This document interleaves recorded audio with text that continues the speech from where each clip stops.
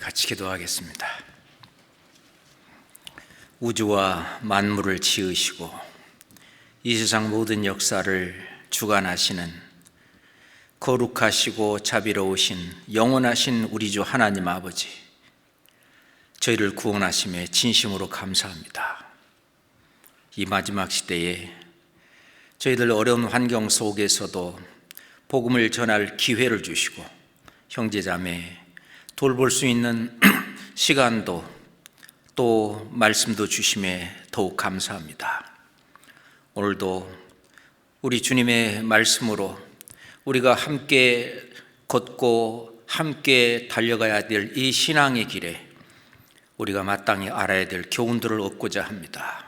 주님, 저희들의 마음을 넓혀 이 말씀을 가슴에 담고 실행할 수 있도록 도와주시옵소서. 예수 그리스도 이름으로 기도드렸습니다. 아멘.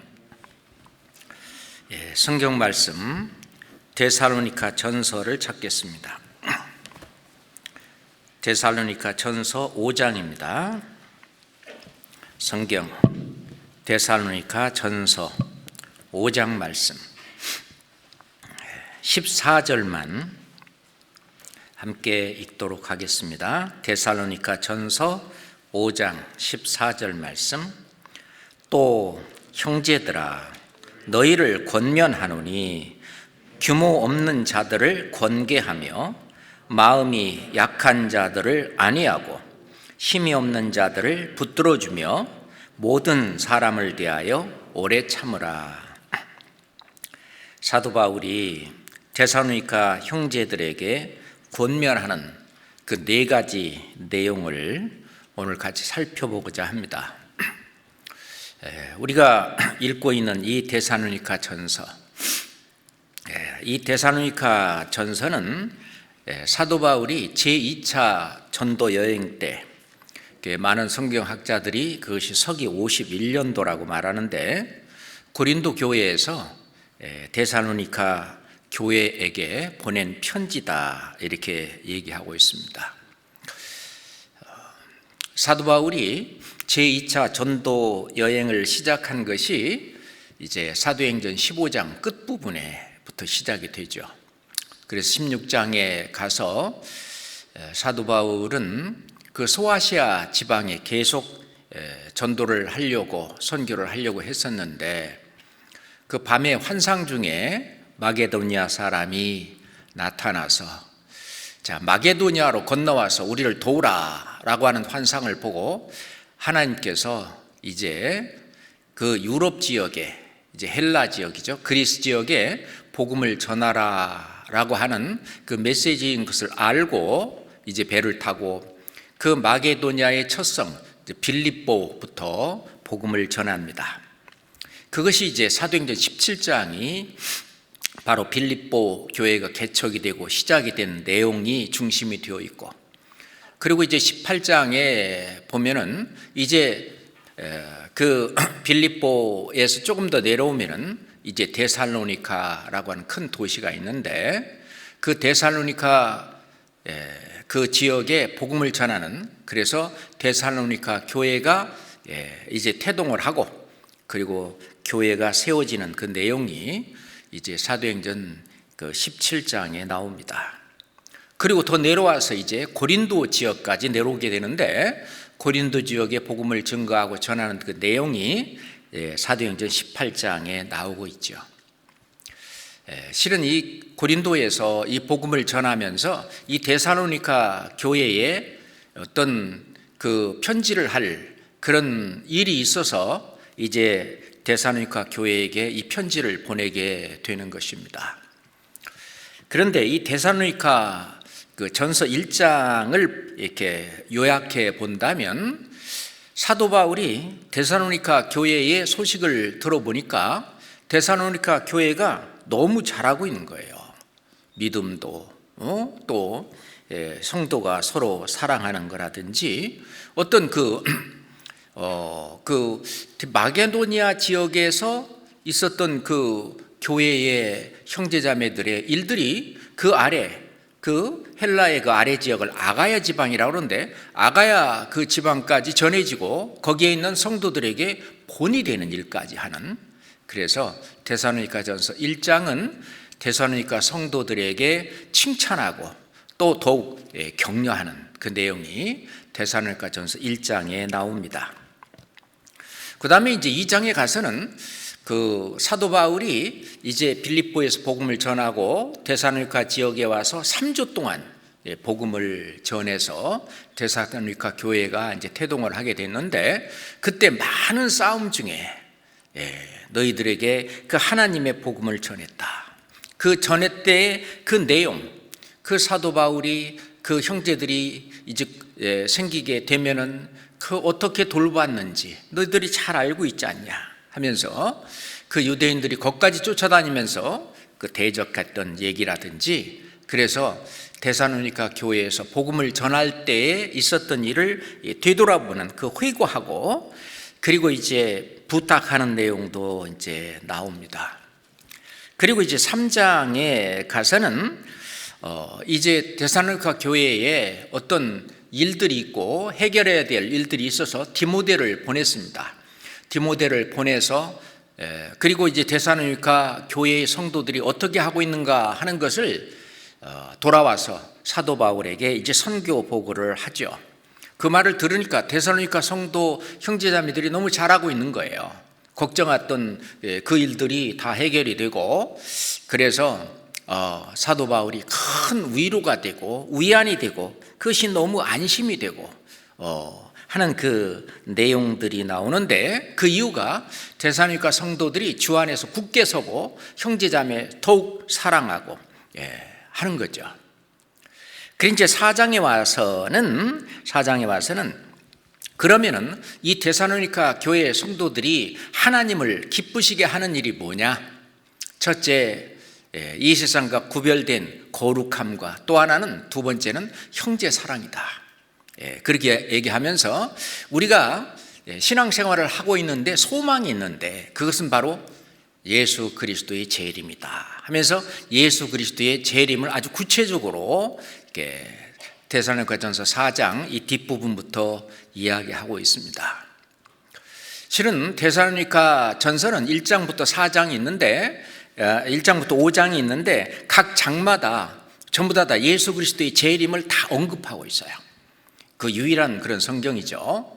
그래서 그 그리스도의 재림을 그 기다리면서 그 소망 중에 살아갈 수 있도록 그렇게 하는데, 5장에 와서는 그러면은 예수 그리스도의 재림을 기다리는 그런 성도로서 올바른 신앙생활, 올바른 그리스도인의 삶이 뭐냐, 이렇게 살아야 되는 것이 아니냐, 하나님을 기쁘시게 하는 삶이 뭔지 그것을 이야기하고 있고, 하나님의 뜻이 뭔지를 구체적으로 조목조목 듣고 들어가면서 이야기를 하고 있습니다.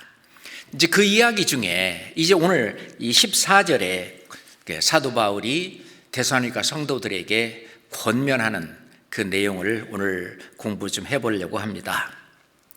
자, 그래서 14절을 다시 보면, 또 형제들아, 또 이제 하고 싶은 얘기가 있는 거죠. 또 형제들아, 너희를 권면하노니, 이제 이것을 권면한다라고 했는데, 권면이라고 하는 것은 무슨 뜻이냐 하면은 알아듣도록 권하고 격려하여 힘쓰도록 용기를 북돋우는 것을 권면이다, 그렇게 이야기를 하고 있습니다.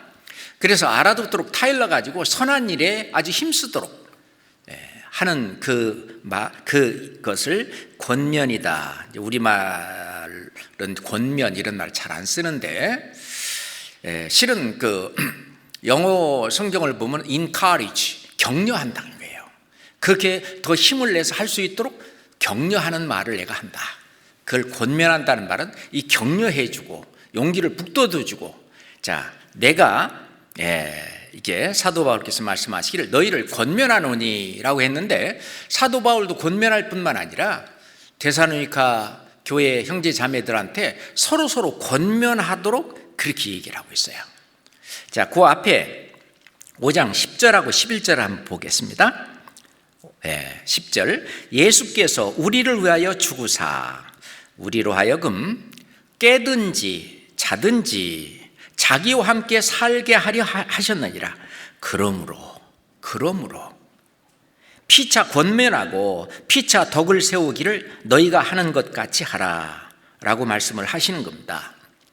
왜냐하면 우리가 깨든지 자든지, 우리로 하여금 깨든지 자든지, 자, 나를 위하여서 죽으셨다가 사신 바로 예수 그리스도와 함께 살게 하려 하셨느니라. 그러므로 피차 권면해라.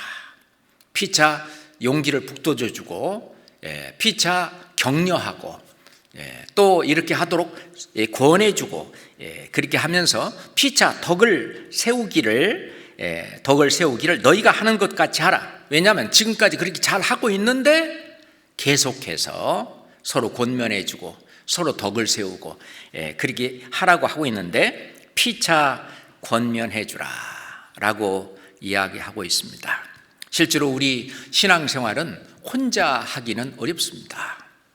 그래서 우리가 교회라고 하는 것은 무리를 두고 말하는 거죠. 에클레시아라고 하는 것은 빼낸 무리다. 그래서 이 세상 사람들과 같지 않은 어떤 목적을 가지고 같은 마음과 같은 생각과 같은 뜻을 가지고 함께 인생을 걸어가는 그 무리, 그 빼낸 무리, 그 에클레시아, 교회라고 하는데 이게 신앙의 공동체죠. 그래서 We are in the same boat. 우리는 같은 배를 타고 있다. 그렇습니다. 데살로니가 성도들도 이제 천성에 갈 때까지 같은 배를 타고 있지만 지금 현재 우리들도 천성에 가기까지 우리는 같은 배를 타고 있는 신앙 공동체입니다.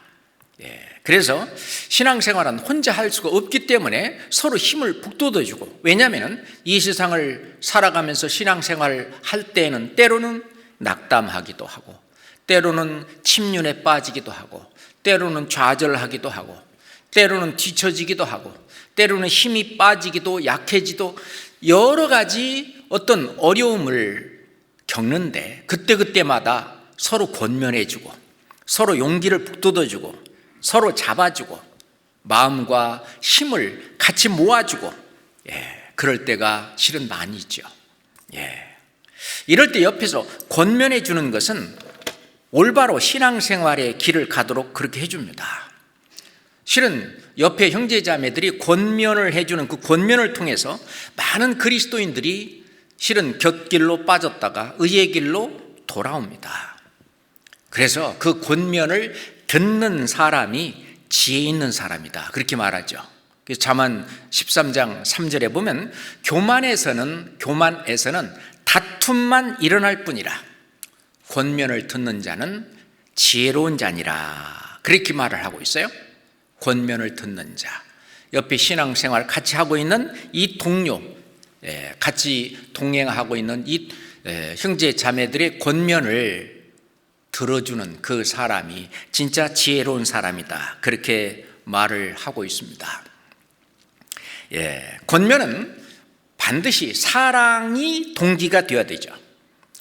사랑의 동기로 권면을 해야 되지 어떤 그 상대방을 질책한다든지 뭐 책임을 묻는다든지 또는 뭐 지적을 한다든지 정죄를 한다든지 그런 쪽으로 만약에 정죄를 권면한다고 하다 보면은 잘못하면은 상대방이 그런 말을 들을 수 있는 그런 상태가 안 되면 그 상대방을 실족시킬 수가 있습니다. 그래서 항상 이 권면은 사랑의 동기로 해야 됩니다. 자, 성경 빌립보서 2장을 찾죠.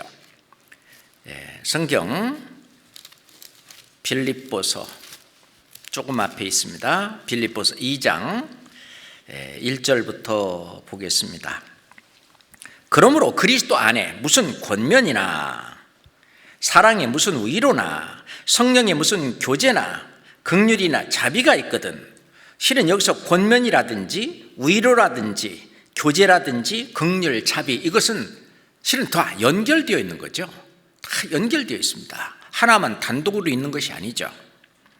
그럴 때에 이런 권면을 할 때는 2절에 마음을 같이 하여, 같은 사랑을 가지고 뜻을 합하며 한 마음을 품어 무슨 일에든지 다툼이나 허용을 하지 말고 오직 겸손한 마음으로 각각 자기보다 남을 낮게 여기고, 15입니다. 각각 자기 일을 돌아볼 뿐더러 또한 각각 다른 사람들의 일을 돌아보아 나의 기쁨을 충만케 하라 라고 얘기를 하고 있습니다. 여기서 같은 사랑을 가지고 마음을 같이 해야 된다. 실은 신앙이 성장해서 더 앞서가는 분이 있고, 그리고 또 이제 겨우겨우 따라가는 사람이 있을 수 있죠.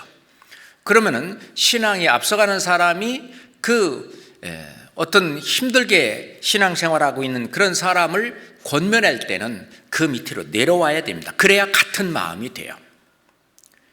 지금 이렇게 권면해 주는 사람이 신앙 상태가 이 정도고, 그리고 권면을 받는 사람이 신앙이 여기 마음이 이렇다면은 왜 너는 나와 똑같은 마음이 안 돼? 이게 안 되거든요.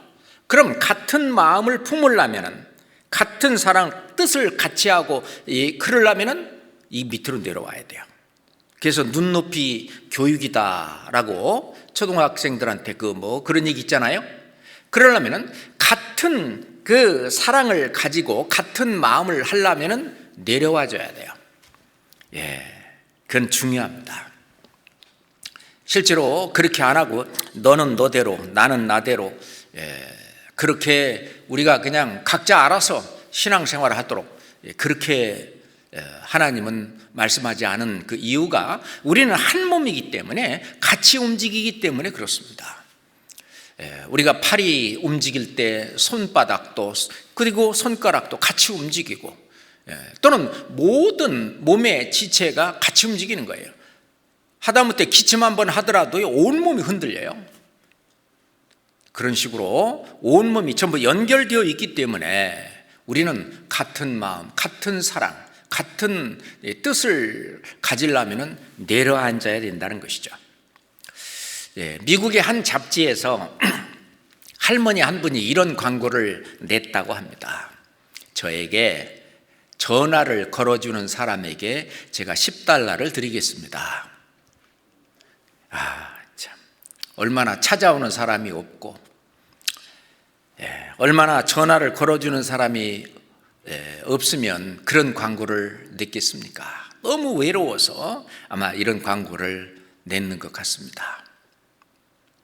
자, 이것이 바로 우리 현대를 살고 있는 사람들의 어떤 현대인의 고독한 모습이라고 볼 수 있습니다. 현대인들은 주위에 그 사람이 없어서 고독한 것이 아니라 많은 사람들 가운데 공감할 수 있는 진정한 이웃이 없기 때문에 고독을 느낍니다. 우리 인간, 사람은요, 실은 동물은 아니지만 그 동물을 구분을 할 때 그리게이러스 애니멀 그러는데, 그리게어리어스 애니멀, 그 말은 군거동물이에요. 함께 무리를 이루고 사는 동물이 있고, 안티, 그러지 않는 혼자 그냥 개별적으로 살아가는 동물이 있어요. 그럼 인간은 거기 가운데라는 것이죠. 그러니까 혼자 있을 때는 같이 있고 싶고, 또 여럿이 같이 있을 때는 혼자 있고 싶고, 그게 이제 세미 그리게이리어스 애니멀 그러는데, 이게 뭐냐면은 그 중간, 그러니까 군거도 원하고 혼자 있기도 원하는 그런 존재가 바로 사람입니다. 그래서 이 사람은 실은 군중 속에 있는 거지만은 실은 어떤 공동체를 이루고 살아간다고 하는 겁니다. 우리는 교회라고 하는 신앙 공동체를 가지고 있어요. 이거는 인생을 살아가는데 아주 유익한, 그리고 내가 소속되어 있는 어떤 신앙의 공동체가 있다고 하는 것은 정말 큰 행복입니다. 많은 그 현대인들 중에 고독을 느끼고 우울을 느끼는 그 사람이 뭐냐면 자기가 소속되어 있는 곳이 없는 거예요. 소속감이 없는 겁니다. 그러니까 우리도 이 그리스도의 이 몸된 교회 안에 소속감을 갖고 나도 어떤 그 안에서 중요한 역할을 하고 있는 내 자신을 발견하게 될 때에 어떤 나의 어떤 그 자존감이라든지 또는 자신감이라든지 내가 살아갈 수 있는 삶의 원동력이라든지 이런 것을 느낄 수가 있는데, 어떤 인류학자가 말하기를 군중은 있어도 공동체가 없는 세상, 그것이 현대의 비극이다라고 말을 했습니다. 그래서 사람들은요, 그 어떤 공동체를 만들려고 동아리를 만든다든지 동호회를 조직한다든지 또는 무슨 친목회 그런 거 있잖아요. 그런 데에 들어가 가지고 그래도 거기라도 소속돼서 살려고 그렇게 하는 것이죠. 그런데 우리는 정말 주님이 머리로 한 주님의 몸된 교회라고 하는 아주 가장 바람직한 그런 신앙 공동체를 가지고 있고, 이 교회가, 이 신앙 공동체가 함께 천성에 갈 때까지 발맞추어 함께 나가고 있다는 사실입니다. 그러는 가운데 앞서가는 분도 있고 뒤서가는 분도 있고, 이런 가운데 서로 권면해주고 서로 격려해주고 힘을 북돋아주고 하는 그런 일이 필요하기 때문에 성경에 권면이라는 단어가 그렇게 많이 나오는 거죠. 그래서 그 권면이라고 하는 그 헬라어를 조사해 보면은요, 그러니까 곁에 붙어 있다, 곁에 서 있다, 그런 의미라고 그래요. 이 권면이다, 격려다. 특히 이제 그 권면에 가장 가까운 그 단어가 이제 격려인데, 격려라는 의미가 그렇다는 거예요. 곁에 서 있다, 곁에 같이 있다. 그래서 우선 격려하려면은요, 우선 같이 있어야 되고, 그리고 같이 있는 걸로 끝나는 것이 아니라 체유를 해야 된다는 것이죠. 옆에 그 사람의 마음을 알아주고 공감하는 그 체율이 있어야 된다는 것입니다. 슬픔을 당한 사람, 억울함을 당한 사람, 마음에 어떤 고통을 당하고 있는 사람, 그 사람 곁에 같이 있어주는 것이 격려의 시작이라고 하는 것입니다. 그 거창한 말을 해야 격려가 되는 것은 아니라는 거죠. 옆에 같이 있어주는 것만으로도 우선 격려가 시작이 되고, 그래서 그런데 이제 그 고통당하고 있고 어떤 힘들어하고 있는 그 사람한테 가서 공연히 그 고통의 의미를 해석해 주려고 하지는 말라는 거죠. 그러면서 이것 때문에 그래, 저것 때문에 그래. 그것은 그 욥의 친구가 욥한테 찾아가서 너 괜히 그런 고난을 받고 그런 거 아니야. 분명히 너한테 뭐가 있어. 한번 찾아봐. 죄 없이 망한 자 있냐? 너 틀림없이 어떤 죄도 있고 뭣도 있어 하면서 그 뭔가를 해석해서 하려고 하지 마라. 그것은 위로가 되지 못하는, 격려가 되지 못하는 일이라고 하는 것입니다. 잘못하면 권면해 준다고 하고 상대방에게 상처를 입히고, 그래서 상대방이 오히려 실족하게 되는, 그래서 때로는 이제 어떤 분은 교회도 안 나오는 그런 일까지도 벌어지는 수가 있을 수 있죠. 그렇게 된다면 물론 본인이 그런 말 들었다고 교회를 안 나오고, 우선 본인에게 문제도 있지만은 혹시 내가 말을 잘못함으로 인해서 그 큰 상처를 받고 그로 인해서 교회를 안 나온다 그런다면은 본인도 좀 생각해 볼 여지가 있는 거죠. 그렇잖아요? 그래서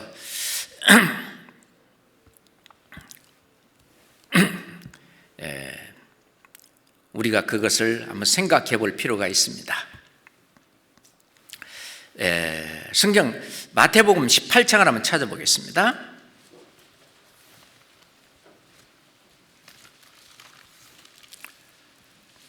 마태복음 18장입니다. 6절부터 7절까지입니다. 마태복음 18장 6절부터 7절까지입니다. 누구든지 나를 믿는 이 소자 중 하나를 실족게 하면 차라리 연자 맷돌을 그 목에 달리우고 깊은 바다에 빠뜨리우는 것이 나으니라. 실족게 하는 일들이 있음을 인하여 세상에 화가 있도다. 실족게 하는 일이 없을 수는 없으나 실족게 하는 그 사람에게는 화가 있도다. 그래서 실제로 우리는 권면을 한다든지 형제 자매를 세워줄 때 우리는 좀 조심해야 된다고 생각합니다. 특히 이 코로나 시대를 이제 맞이하고 이제 연말이 이제 다가오고 있는데, 이럴 때 각 구역에서 또는 각 교제 단위에서 우리가 좀 돌아볼 일들이 있어요. 좀 교제에 잘 나오지 않는 그런 형제나 자매를 전화를 한다든지 찾아간다든지 신방을 한다든지 하면서 우리가 경제적인 형편이 얼마나 어려워졌는지, 또는 건강이 좀 어떤지, 또는 신앙생활이 지금 어떤지, 또는 뭐 줌이라도 잘 참석하고 있는지, 그럴 때 뭐 신앙의 잠을 혹 자고는 있지는 않는지 등등 그래서 우리가 해야 될 첫 번째 가장 중요한 일은 많이 들어주는 거죠. 들어줘서 참 힘들었겠다고, 아이고 정말 어렵게 지내셨네요, 우리도 모르는 사이에 그런 참 어려운 일이 있었다니요 하면서 그 마음을 어루만져주고 위로해주고, 그런 것이 우선 권면하는 첫 번째 일이라고 봅니다. 자, 그럴 때 우리가 권면하는 방법은 첫 번째, 그 공감, 이게 옆에 같이 있어주고, 두 번째 이제 중요한 것이 체휼이죠. 공감하는 겁니다. 그래서 히브리서 4장 15절에 보면 우리 예수님도 우리의 연약함을 체휼하지 아니하는 자가 아니요 그랬어요. 다시 말해서 이건 이중부정은 강한 긍정인데요. 자, 우리에게 있는 대제사장 예수님은 우리의 연약함을 체휼하시는 분이다. 공감해 주시는 분이다. 내가 아주 어려운 상황, 마음이 아픈 상황, 힘든 상황, 그런 상황이 있을 때 그건 네가 잘못해서 그렇지, 그게 아니고 그 아래로 내려가서 그것을 공감해 주고, 그래 얼마나 마음이 아팠냐 그래야죠. 예를 들어서 엄마가 아이를 데리고 가는데 야 뛰지 마 그런데 그냥 아이들은요 2m만 되면 뜁니다. 벌써 뭐 3발자국 이상만 되면 뛰잖아요. 그 이제 되게 이제 잡고 가는데 뿌리치고 그냥 엄마 앞에서 막 뛰어가다가 돌뿌리에 넘어졌습니다. 그래갖고 무릎이 깨져서 피가 나요. 아프다고 울어요. 그럴 때 엄마가 자식 그거 봐, 엄마가 뛰지 말라니까 뛰어서 그랬지 잘했다 이놈이. 그러게 되면은 아이에게 조금도 위로가 되거나 위안이 되거나 안 되잖아요. 그렇게 했더라도 호호 쎄쎄 하면서 아프겠다, 어디 보자 하면서 그 아이의 마음으로 했을 때 아이가 눈물을 흘리면서 그 엄마와 같은 마음으로 그럴 거 아니에요. 뛰지 말걸, 엄마가 그렇게 말했을 때 그렇게 본인이 이렇게 마음을 같이 하고 변해지잖아요. 그게 체휼이라고 하는 것입니다. 체휼이라고 하는 말이 공감이라는 말이고 sympathy라고 하는 건데, 우리가 어떤 신방에 갔을 때 어떤 형제나 자매가 어떤 말씀대로 안 하거나 어떤 올바른 신앙생활대로 안 해서 어떤 어려운 일을 당하고, 쉽게 말하면 징계를 당하고 그러면은요, 얘기 들어봐, 이 징계구만 이거. 그러면은 또 상처가 될 수 있잖아요. 그러니까 그런 말은 쉽게 써서는 안 되죠. 그래서 그 사람 마음 아래로 내려가서 치유를 하는 게 중요합니다. 자, 베드로전서 3장을 보겠습니다. 베드로전서 3장. 베드로전서 3장 8절 말씀 보겠습니다. 베드로전서 3장 8절 말씀. 마지막으로 말하노니 너희가 다 마음을 같이하여 치유하며 형제를 사랑하며 불쌍히 여기며 겸손하며 악을 악으로 욕을 욕으로 갚지 말고 도리어 복을 빌라. 이를 위하여 너희가 부르심을 입었으니 이는 복을 유업으로 받게 하려 하심이니라. 베드로 사도는 이제 베드로전서 그 편지를 쭉 쓰면서 이제 내가 마지막으로 말하노니 너희가 다 마음을 같이하여 치유하며 형제를 사랑하며 불쌍히 여기며 겸손하며, 이게 전부 다 마음을 같이 하는 것이나 치유를 하는 것이나 형제를 사랑한다는 거나 불쌍히 여기며 겸손한다는 것이나 복을 비는 이 모든 것은 연결되어 있습니다.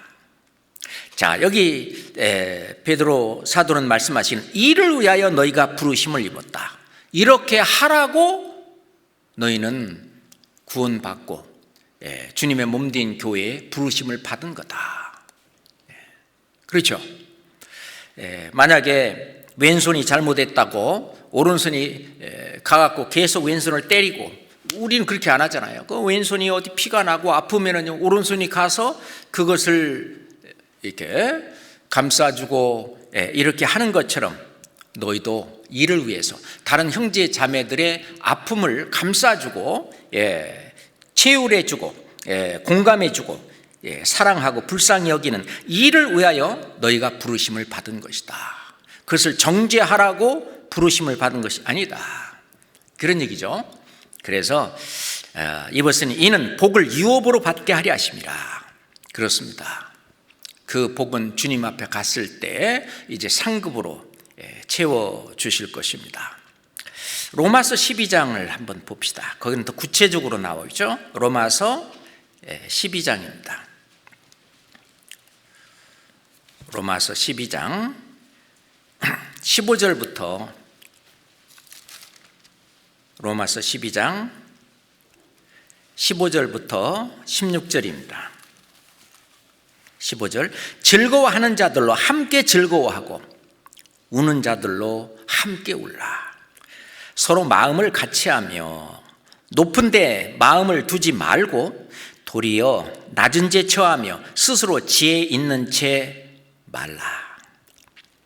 즐거워하는 자들로 즐거워하고 우는 자들로 함께 울라. 이게 공감이잖아요. 이게 체율이잖아요. 서로 마음을 같이하여 높은 데 마음을 두지 말고, 마음을 같이 하려면 마음을 더 낮춰야 됩니다. 상대방만큼이나 같이 마음을 낮춰가지고 낮은 채 처하라. 스스로 지혜 있는 채 하지 마라. 더 신령한 채, 더 많이 아는 채, 자기가 신앙이 더 많이 성장한 채 그 하지 마라 그 말이에요. 그 체율이라고 하는 것은 그 아래로 내려가는, 그것이 우선 첫 번째입니다. 그렇게 내려와서 이제 어떻게 해야 되냐? 이제 손을 잡고 함께 가야 됩니다. 잡아줘야 돼요. 성경 히브리서 12장입니다. 히브리서 12장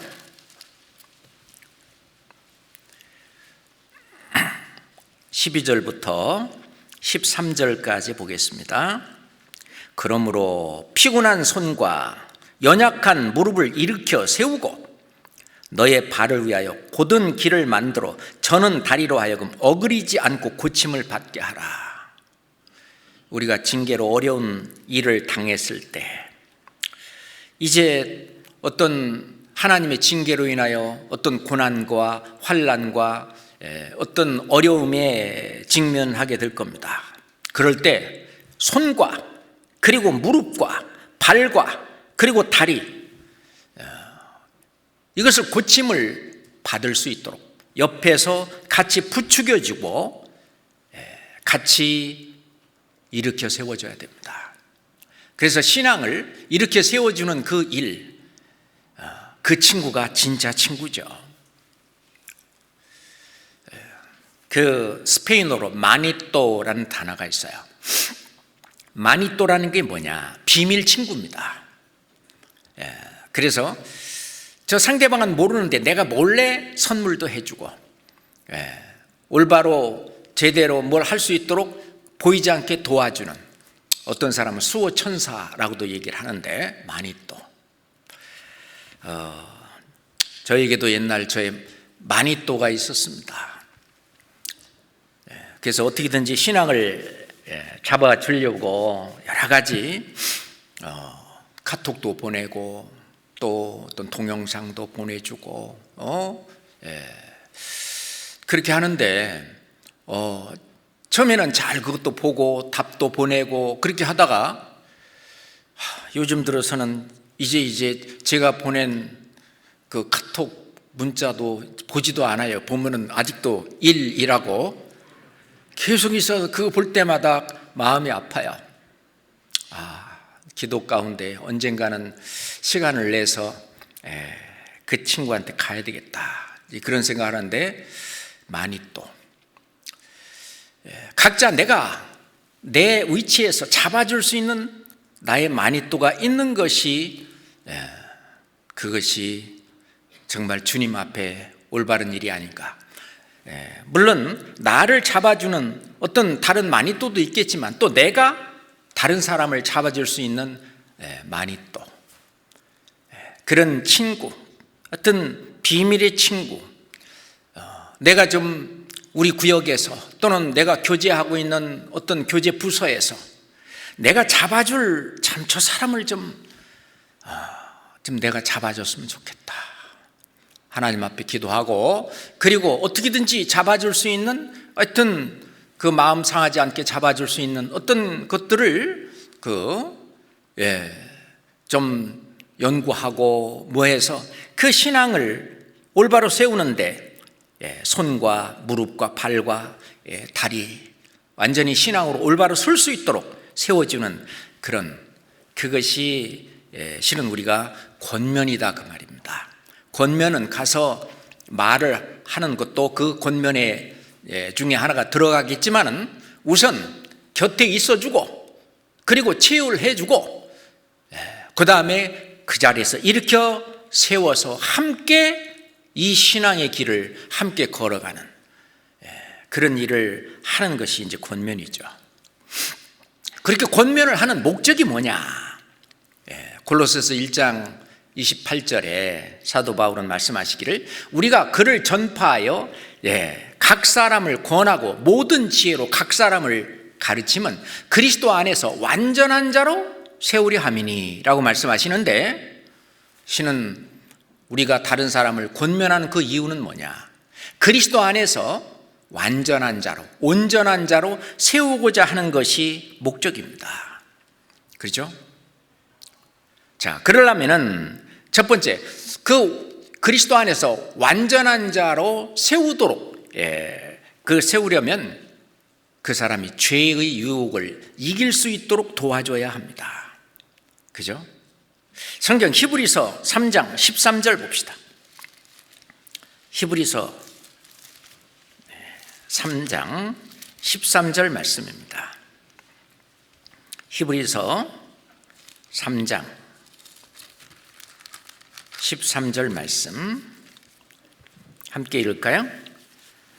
오직 오늘이라 일컫는 동안에 매일 피차 권면하여 너희 중에 누구든지 죄의 유혹으로 강팍해 됨을 면하라. 매일 피차 권면하여, 그렇죠? 권면해서 너희 중에 누구든지 죄의 유혹으로 강팍해 됨을 면하라. 다시 말해서 그리스도 안에서 완전한 자로 세우도록 하려면은 죄의 유혹을 이기도록 그렇게 하는 것이 중요한데, 그 형제나 그 자매를 온유한 심령으로 그러한 자를 바로잡아야 된다. 갈라디아서 6장 1절에 그런 말씀이 있죠. 너희는 온유한 심령으로 그러한 자를 바로잡아라. 형제들아, 사람이 만일 무슨 범죄한 일이 드러나거든 신령한 너희는, 좀 신앙이 조금 더 앞서 있는 너희는 온유한 심령으로 그런 자를 바로잡고, 또 네 자신도 혹시 그럴 수 있으니까 네 자신도 돌아보아. 너도 시험을 받을까 두려워해라. 그런 말씀이 있잖아요. 그 다음에 두 번째, 그리스도 안에서 완전한 자로 세우려면은 믿음을 굳게 하도록 도와줘야 됩니다. 다시 말해서 믿음을 굳게 하는 게 뭐냐? 올바른 신앙생활을 하는 거죠. 올바른 신앙생활은 우리가 맨날 배우는 신앙생활의 4대 요소, 말씀생활, 기도생활, 교제생활, 전도생활, 이것을 아주 잘 하도록, 그 자기 어떤 생활 속에 이것이 녹아져 이렇게 사는 그 삶이 믿음이 굳은 거죠. 그렇죠? 믿음을 굳게 하는 겁니다. 믿음은 그냥 내가 믿는다고 하는 마음속에 있는 것으로만 끝나는 것이 아니라 그 믿음이 밖으로 드러나서 행동으로 같이 연결돼 나가는 그것이 믿음이 굳게 됐다, 그렇게 얘기하는 거죠. 그래서 사도행전 14장에 보면은요, 제자들의 마음을 굳게 하여 이 믿음에 거하라 권하고, 권면을 하는데, 권하는데 이 믿음에 거하라. 다시 말해서 이 신앙생활의 4대 요소, 말기 교전의 그 삶 속에 거하라고, 그게 믿음에 거하는 거고, 그것을 아주 열심히 하는 것을 믿음이 굳게 됐다, 그런 얘기입니다.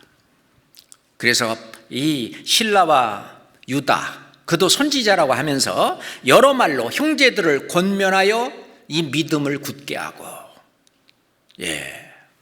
올바로 신앙생활을 해나갈 수 있도록. 그 다음에 세 번째로, 그리스도 안에서 완전한 자로 세우려면은요, 복음에 합당하게 생활하도록 도와줘야 됩니다. 복음에 합당한 생활을 하도록 도와주는 일이 중요하죠. 그렇습니다. 데살로니가 전서, 아까 우리 데살로니가 전서를 공부하고 있는데, 데살로니가 전서 2장 11절 12절 보겠습니다. 데살로니가 전서 2장 11절 12절입니다. 너희도 아는 바와 같이 우리가 너희 각 사람에게 아비가 자녀에게 하듯 권면하고 위로하고 경계하노니, 이는 너희를 부르사 자기 나라와 영광에 이르게 하시는 하나님께 합당히 행하게 하려 함이라. 자, 너희도 아는 바와 같이 우리가 너희 각 사람에게 아비가 자녀에게 하듯 권면하고, 권면이죠. 아버지가 자녀에게 권면할 때 아주 사랑으로 말이죠, 이렇게 그 권면하고 위로하고 그렇게 경계하는데, 결국은 뭐냐? 하나님께 합당히 행하는 것이 복음에 합당하게 생활하는 거잖아요. 복음에 합당하게. 그래, 빌립보서 2장 27절에는 오직 너희는 그리스도 복음에 합당하게 생활하라, 그렇게 얘기하겠죠. 그 일심으로 서서 한 뜻으로 복음의 신앙을 위하여 협력해라. 그렇죠? 복음에 합당하게 생활하는 그 삶을 살 수 있도록 도와주는 그 일이 이제 체율하고 이제 일으켜 세워서 함께 가는 길이죠. 그리고 그러기 위해서는 정말 중요한 것이 이 그리스도의 몸된 교회 안에 늘 붙어 있어야 되는 건데, 우리가 잘 아는 히브리서 10장 25절에 모이기를 패하는 어떤 이들의 습관과 같이 하지 말고 너희는 모이기를 힘쓰라고 하는데, 오직 권하여 그날이 가까움을 볼수록 더욱 그리하자. 자, 그래서 함께 모여서 신앙 공동체로서 한 교회로 같이 천성에 갈 때까지 함께 동행하는 그 일을 할 수 있도록 같이 권해서 모이기를 힘쓰도록, 그게 이제 죽게 붙어 있는 건데, 그게 교제하는 거죠. 자, 사도행전 11장 23절을 보겠습니다. 사도행전 11장.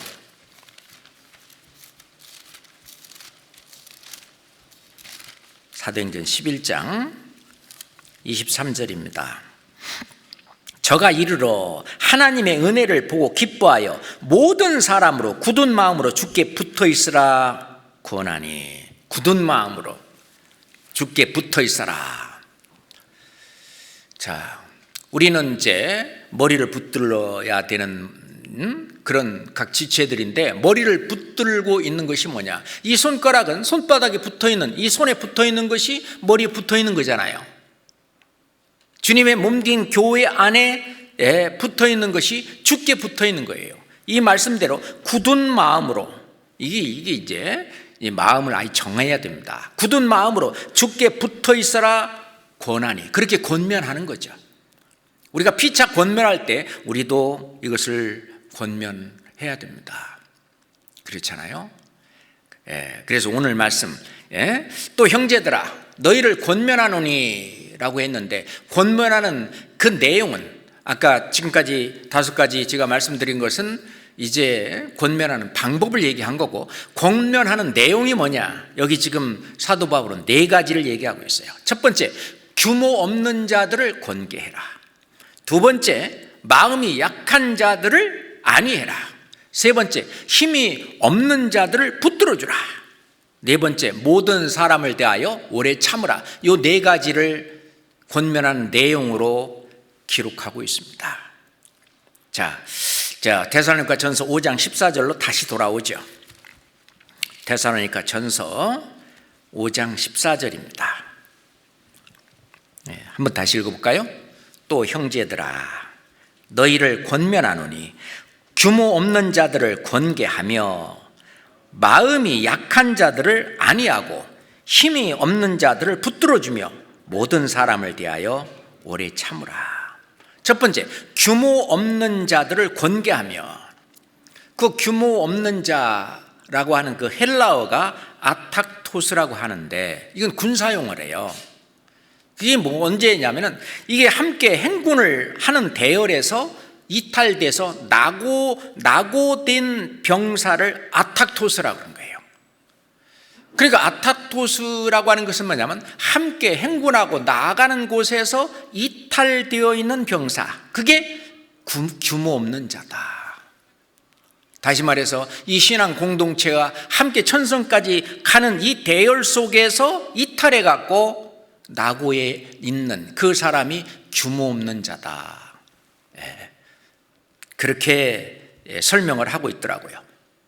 그들이 대열에서 벗어나는 것은 어떤 건강의 문제가 아니라 어떤 규율에 대한 반항과 또는 게으름과 어떤 불만과 그런 것 때문에 이제 이탈한다는 거죠. 이탈해서 낙오한다는 겁니다.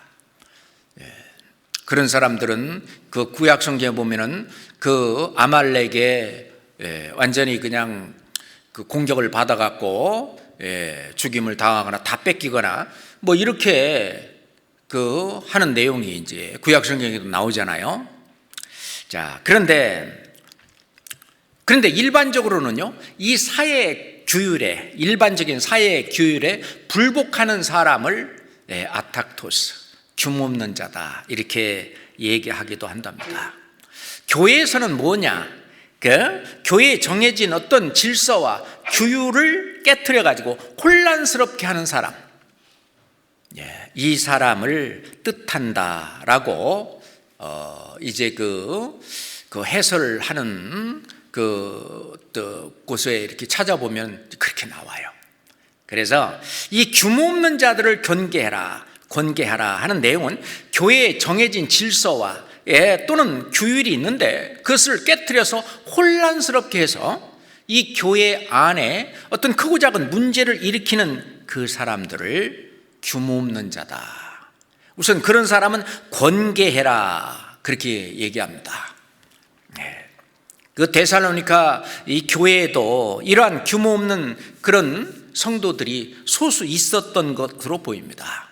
이런 자들에 대해서 교회는 그냥 묵인해서는 안 된다는 거죠. 왜냐하면 결국 저 많은 사람들에게 더 상처를 주고 어떤 교회가 함께하는 일에, 마음을 같이 하는 일에 방해가 되기 때문에 어떻게든지 타일러 가지고 또는 권면해서 그 이제 더 이상 그런 일을 하지 않도록, 그렇지 않도록 이렇게 해야 된다고 하는 것입니다.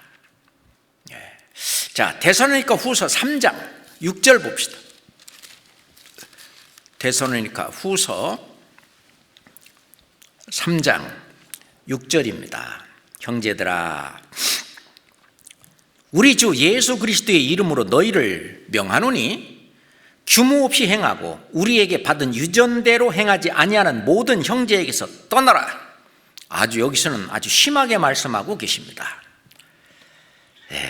그리스도 예수의 이름으로 너희를 명하노니, 이거는 권면이 아니라 이제 명령을 하고 있는데, 규모 없이 행하고 교회 안에서 자꾸 문제를 일으키고 불만을 터뜨리고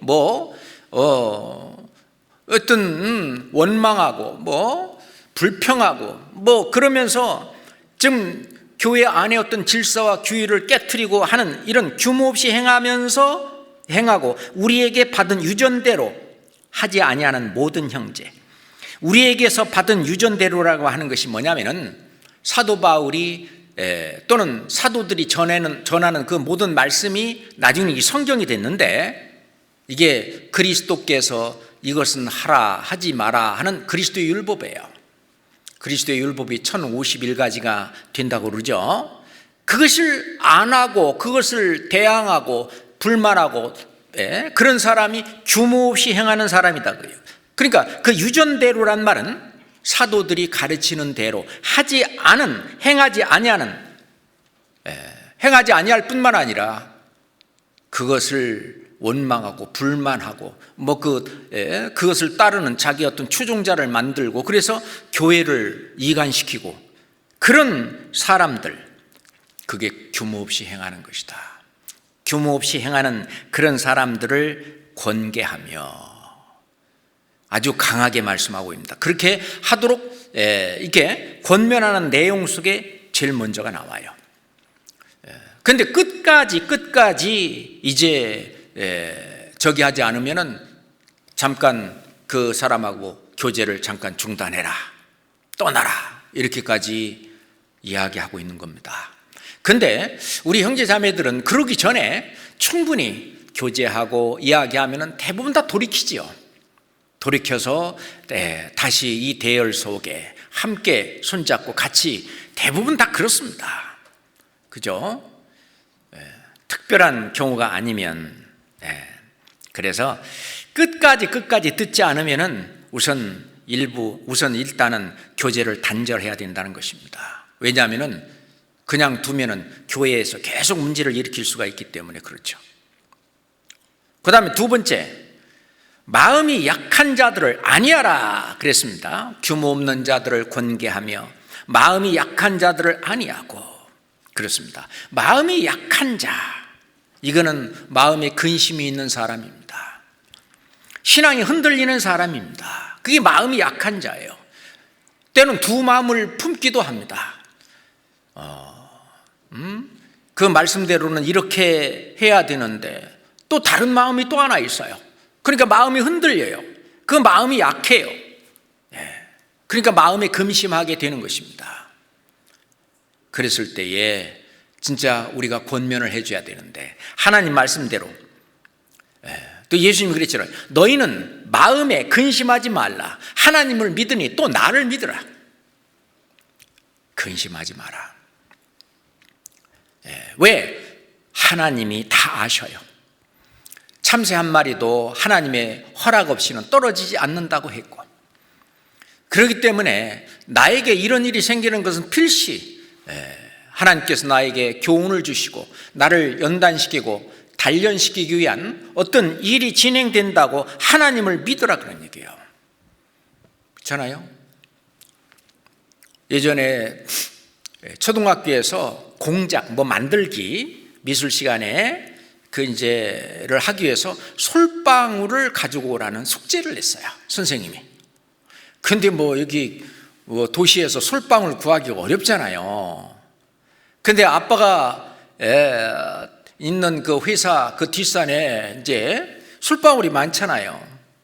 근데 이제 그러니까 이게 솔방울을 안 갖고 가면 안 되는데 하면서 마음에 근심이 있었는데 아빠한테 이제 전화를 한 거예요. 어떻게 솔방울을 어디서 구할 수 있냐고. 걱정하지 마라. 바로 뒷산에 뭐 솔방울 엄청 있어. 그냥 그 검은 그 비닐봉지에다가 하나 따다 주워다 줄 테니까 걱정하지 마라. 자, 나를 믿으라 거예요. 왜? 내가 그거 갖다 줄 수 있으니까. 그 주님도 그런 마음입니다. 너희는 마음에 근심하지 마라. 하나님을 믿으니 또한 나를 믿으라. 그래서 아빠가 솔방울을 엄청 많이 이제 주워다가 갖다 주면서 친구 중에 또 안 갖고 온 친구 있으면 또 더 주라잉. 그러니 아빠를 믿으니까 이제 마음의 근심이 사라지잖아요. 자, 그런 것처럼 이제 마음이 근심이 있는 사람, 두 마음이 있는 사람, 마음이 힘든 사람, 우리가 이 말씀대로, 예수님의 말씀대로, 자, 주님을 믿어라. 하나님을 믿으니 또한 예수님을 믿고, 그렇잖아요. 예수님은 요한복음 14장에 내가 너에게 평안을 끼치노니 곧 나의 평안을 너에게 주노라. 내가 너에게 주는 평안은 이 세상이 주는 평안과 같지 아니하리라. 너희는 마음에 근심하지도 말고 두려워하지도 마라. 평안하라, 평강해라, 걱정하지 말아라. 그래서 너의 모든 염려를 다 주께 맡겨 버리라. 그 마음 약한 자들에게 하나님 말씀이 있습니다. 하여튼 간에 그런 마음이 약한 자들을 잡아주라는 거예요. 그래서 그 마음을 안위해주고 위로해주고 이제 그런 게 필요합니다. 우리가 특히 이제 함께 신앙생활을 하던 형제 자매들이 이 교회에 잘 안 나오고 그 어떤 신앙생활에서 뒤처지고 그러면은 그 마음에 근심이 되기도 하잖아요. 그런데 다른 형제자매들이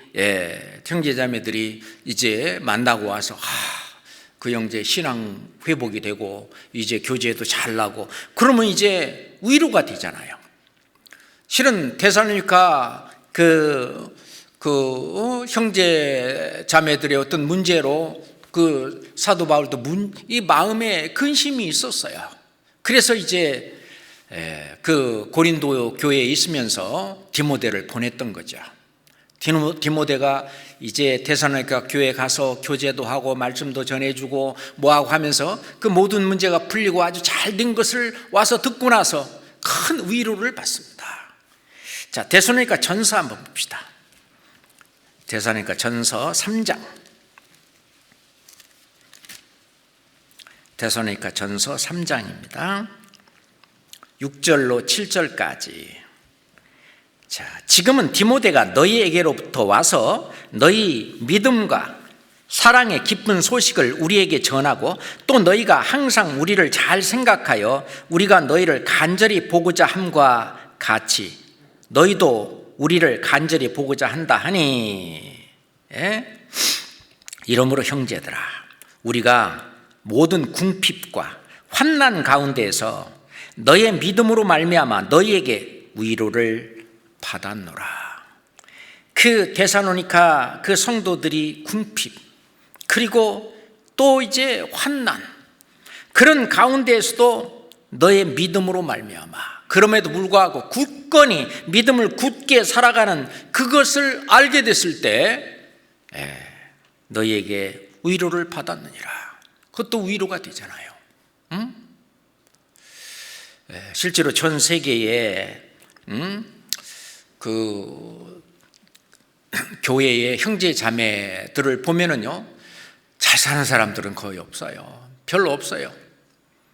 대부분 다 이렇게 궁핍하고 환난 중에 많이 있습니다. 그런데 그렇기 때문에 이 세상에 소망을 걸지 않고 오로지 주님께 소망을 두고 이제 그동안 아주 세상을 원망하고 그렇게 살았던 이런 형제 자매들이 이제 천국의 소망을 두고 주님이 말씀하신 대로 먹을 것과 입을 것이 있은 줄 족한 줄 알라. 그래서 그들이 이렇게 집에 가보면 있잖아요. 못 사는 집에 가보면은 그들이 갈아입을 옷이 없어요. 그들이 입는 옷 있잖아요. 그거 더러우면 그냥 빨아서 그 다음날 입고, 그거 다 떨어지면 다른 거 이게. 그리고 뭐 조금 괜찮으면 몇 벌 정도 갈아입을 옷이 몇 벌 정도. 그러니까 주님이 말씀하신 대로 그냥 입을 것이 그러면 족한 거예요. 카메룬만 가보더라도요, 그들은 보통 두 끼 식사를 합니다. 두 끼를 먹어요. 왜? 세 끼 먹을 양식이 부족하기 때문에 두 끼 먹는 것이 그냥 습관화됐던 것입니다. 실제로 그래도 그들은 먹을 것이 있다, 그것만 해도. 그래서 먹을 것과 입을 것이 있은 줄 족한 줄 알라. 자기의 어떤 삶의 기준을 거기다 딱 두고, 천국 소망, 내가 이 세상 이제 앞으로 살아봐야 뭐 몇십 년 살겠냐, 하루하루 이렇게 살 수 있으니까 살면서 내가 또 세상적으로도 열심히 일하고, 그래서 내 가족들 먹고 살고, 그리고 이 복음을 전해서 한 사람이라도 더 천국에 들어갈 수 있도록 하기 위해서 정말 열심히 복음을 전합니다. 그래서 목사님이 말씀하시기를 아프리카에 오로지 희망이 있다면 바로 이 복음뿐입니다. 물론 뭐 잘 사는 사람들, 이 사람들은 빼놓고요, 대부분의 못 사는 그 아프리카 사람들이 그들에게 희망과 소망이 있다면 바로 이 복음뿐입니다. 그들이 복음을 듣고 완전히 복음을 깨닫고 천국 소망을 두고 살아갈 때 그들이 없는 그런 어떤 궁핍 속에서, 환난 속에서 그들이 아주 힘차게 살아가는 그 모습, 그 희망은 오로지 복음뿐이라고 얘기를 하는데, 그런 걸 보고 서로가 위로가 되는 거예요. 서로 위안이 되는 거예요. 약했던 마음이 강해져요. 서로가 서로를 피차 권면하고 잡아주는 그런 얘기가 되는 겁니다. 그렇잖아요. 그 사도 바울이 고린도 후서 7장에도 보면은 디도가 옴으로써 우리에게 큰 위로가 됐다. 그래서 형제자매들이 서로 찾아가고 찾아주고 그런 것이 서로 큰 위로가 됩니다. 위안이 되고 그러면서 힘이 나고 말이죠. 그래서 내 주변에 혹시 힘이 빠져 있는 사람들 또는 그 마음이 약한 자들을 우리는 권면하고 그럴 책임이 있습니다. 그렇잖아요. 이 온몸은 서로 돌봐줄, 그 서로 돌아보게 했다. 지체들 서로 돌아보게 했다. 그렇잖아요. 그 14절에 세 번째로 힘이 없는 자들을 붙들어주라. 힘이 없는 자들. 이거는 육체적으로, 정신적으로, 또는 사회적으로, 또는 영적으로 힘이 없는 자들. 그렇죠. 실은 이 그리스도인들은 이 세상 속에서 많은 그 관계 속에서 어려움을 겪습니다. 무시하고, 때론 불이익을 당하는 일도 있고, 알게 모르게 힘든 일들 많이 생깁니다. 마음이 여려가지고, 또 이게 그리스도인들은 순진하고 있잖아요. 또 이제 다른 사람의 말을 고지고대로 그냥 믿잖아요. 왜냐하면은 자기가 정직하기 때문에 다른 사람이 그렇게 어려운 얘기를 하면은요, 그 속이는 말인지도 모르고 그냥 고지고대로 다 듣고 많은 손해도 당하고 약한 거죠. 그래서 나중에 그 당하고 나서 나중에 참 힘이 쭉 빠지고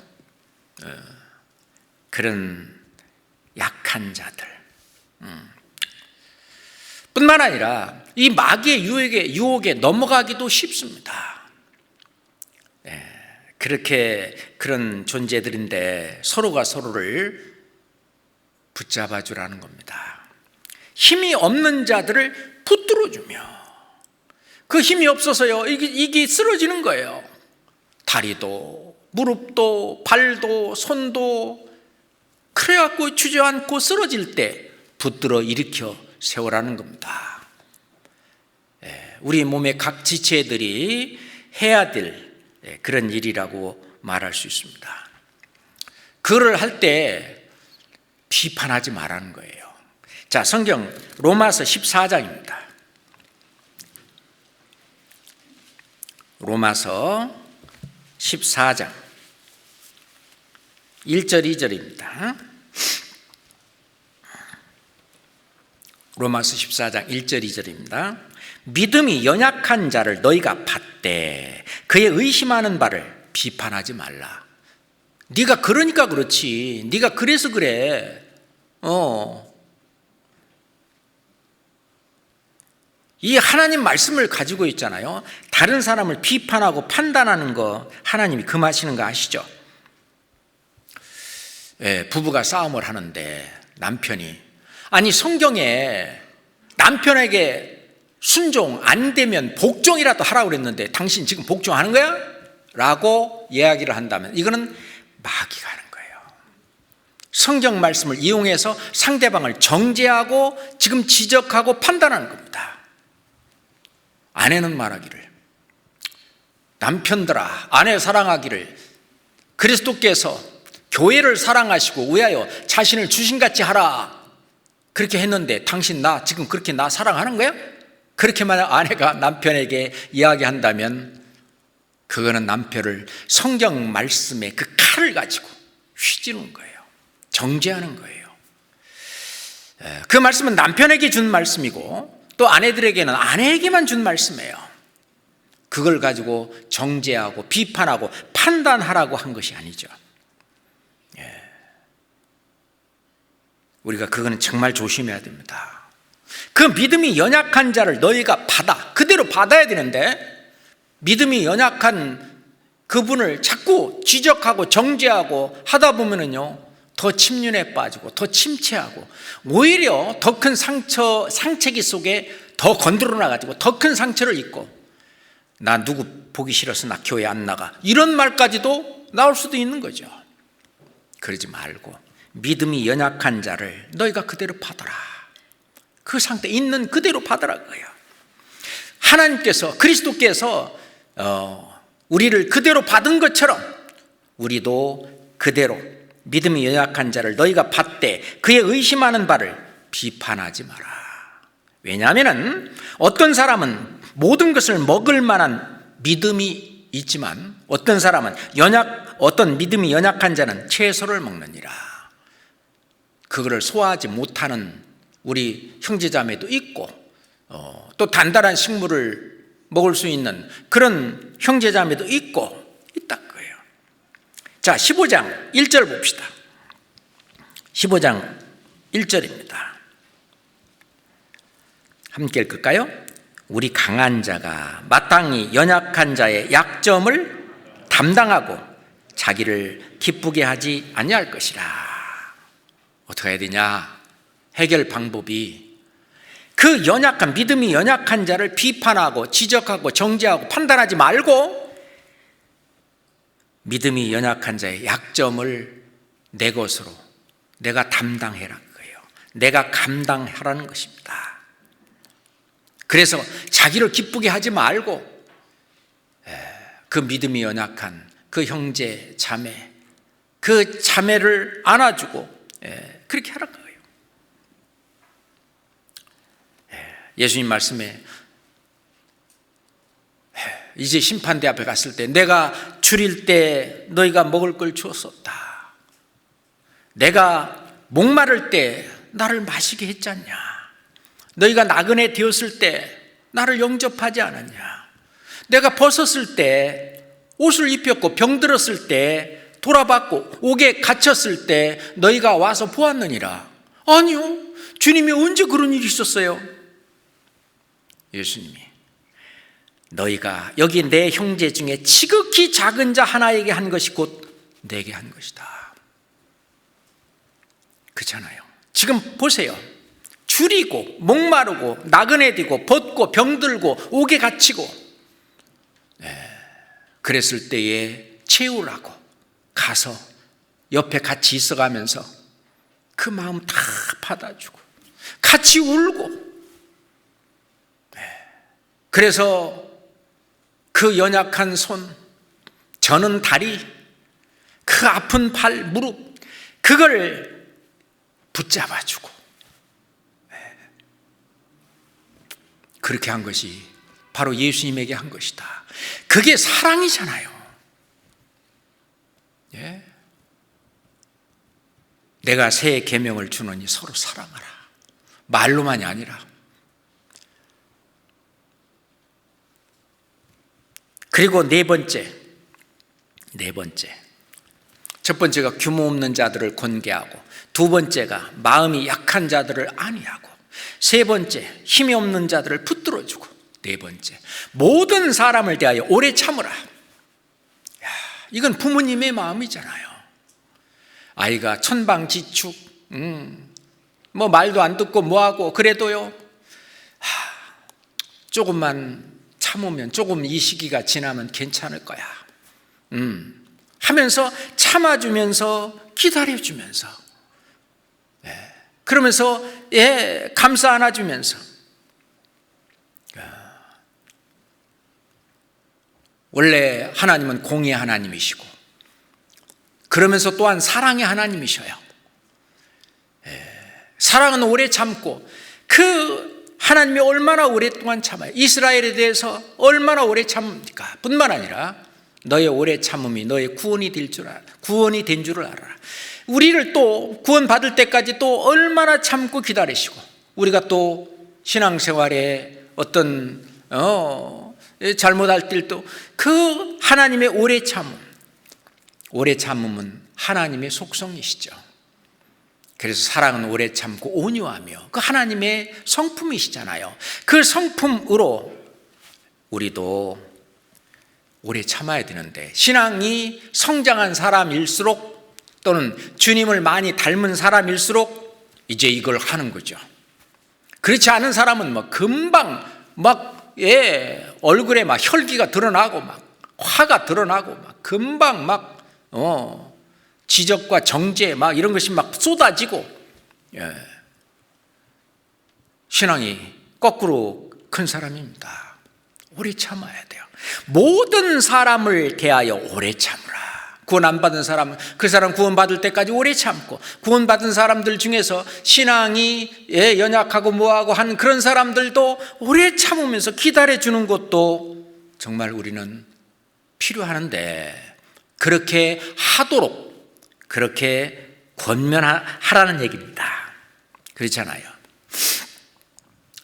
옛날 이조 시대에 어떤 친구가 과거에 이제 급제해서 이제 벼슬을 받아갖고 이제 부임하는 친구에게 찾아가갖고 한 친구가 이제 당부의 말을 하는 겁니다.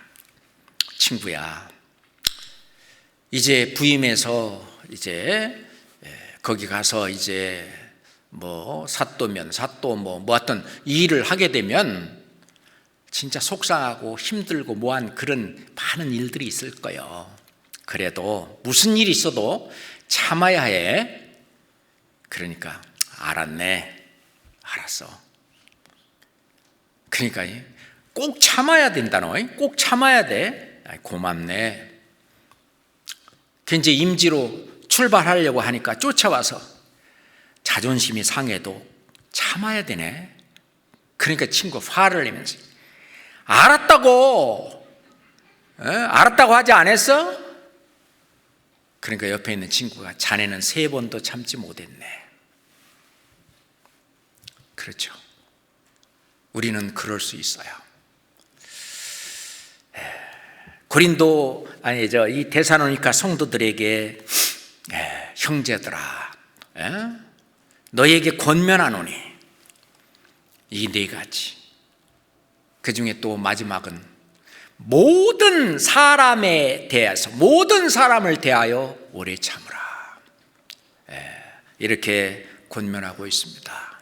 그래서 오늘은 성경 한 절을 좀 공부를 해보았습니다. 기도하겠습니다. 하나님 아버지 감사합니다. 늘 살아계시며 영원한 천국으로 우리를 이끌기까지 숨 쉴 틈도 놓지 않고 우리와 동행하시는 우리 성령님, 늘 위로하시고 격려해주고 용기를 북돋아주고 우리가 살 수 있는 그 영혼의 양식 말씀을 공급해 주심도 또한 감사합니다. 우리가 전도하는 그 대상자들, 정말 그 마음을 활짝 열고 하나님 말씀을 받아들이고 그 영혼이 구원을 받도록 도와주시고, 구원받은 이제 새 영혼들, 주님의 몸된 교회 안에 또 몸담으면서 또 함께 신령한 젖 말씀을 사모하며 또 무럭무럭 성장할 수 있도록 주님 인도하고 도와주시옵소서. 전 세계 복음 들고 나간 선교사들, 그리고 그 가정들 일일이 기억하시고 영육간에 강건케 도와주시고, 그들을 통해서 하나님의 말씀이 전파되어 많은 영혼들 또 구원받고 함께 천국에서 우리 함께 이야기할 수 있도록 주님 저희들에게 자비를 베풀어 주시옵소서. 예수 그리스도 이름으로 기도드렸습니다. 아멘.